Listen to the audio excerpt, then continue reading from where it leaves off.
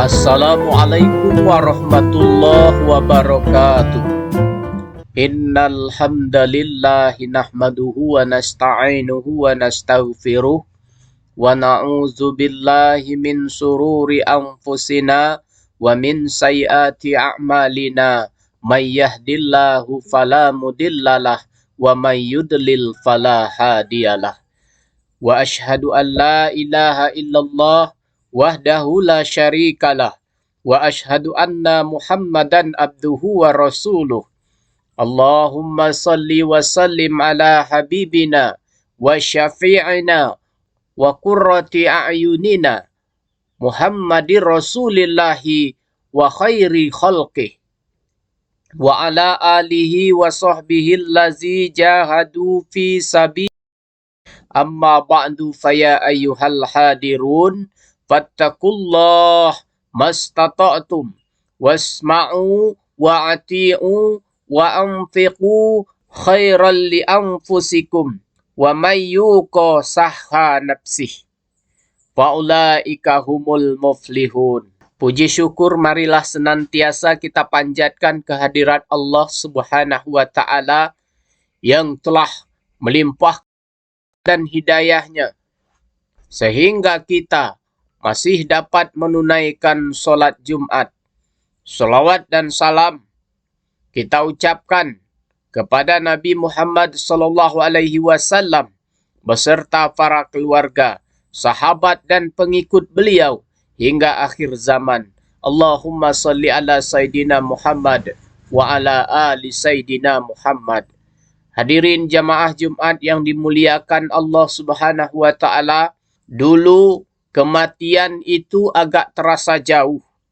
Yang mati itu kawan dari sahabat teman, masih berjalan dengan kita. Kematian itu sayup-sayup terdengar.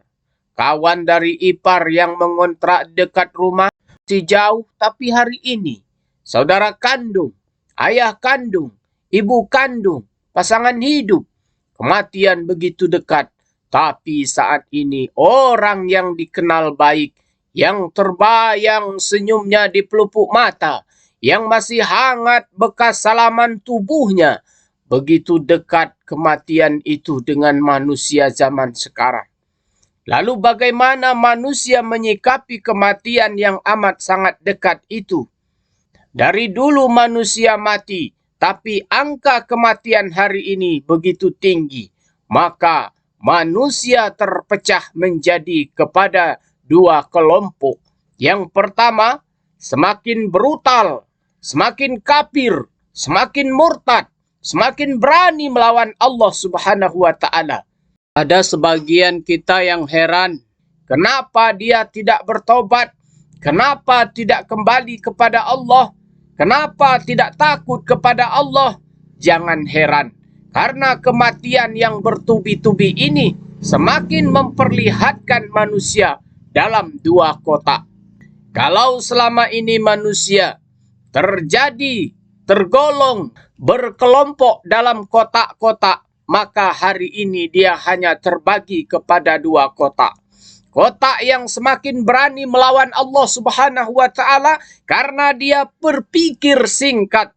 Menjadi orang baik pun mati, menjadi ustadz pun mati, menjadi qori pun mati, menjadi penghafal Quran pun mati. Lalu untuk apa saya menjadi baik? Minum khamar, semakin mabuk, semakin sakau. Karena dia pikir lebih baik mabuk, pada akhirnya akan mati juga. Semakin berani menantang Allah, karena dia pikir untuk apa menjadi orang baik. Orang baik pun mati juga. Itulah mengapa sehari semalam kita meminta doa, ihdinas syiratal mustaqim. Kita tidak minta hidayah Islam karena kita sudah muslim. Lalu kenapa kita masih minta ihdinas syiratal mustaqim? Bukan minta hidayah karena kita sudah asyhadu an la ilaha illallah wa asyhadu anna Muhammadar Rasulullah. Minta istiqomah dalam iman dan Islam karena anginnya amat sangat kencang, karena ombaknya begitu deras, karena karangnya sangatlah tajam. Hari ini begitu banyak orang-orang yang tidak takut kepada Allah Subhanahu wa taala. Kalau dia koruptor, semakin menjadi korupsinya karena dia pikir tak lama lagi mati. Anakku bagaimana, rumah belum selesai, program-program belum tercapai, cucu akan makan apa? Maka korupsi sehebat-hebatnya, sedahsyat-dahsyatnya, luar biasa. Kenapa? Karena pada akhirnya akan mati juga. Tuhan itu hilang-hilang timbul di dalam hati dan pikirannya. Ya kalau malaikat maut itu ada, ya kalau akhirat itu ada, ya kalau azab kubur itu ada, ya kalau surga dan neraka itu ada. Dalam ternyata nanti tidak ada, bagaimana? Kata setan berbisik ke dalam hatinya.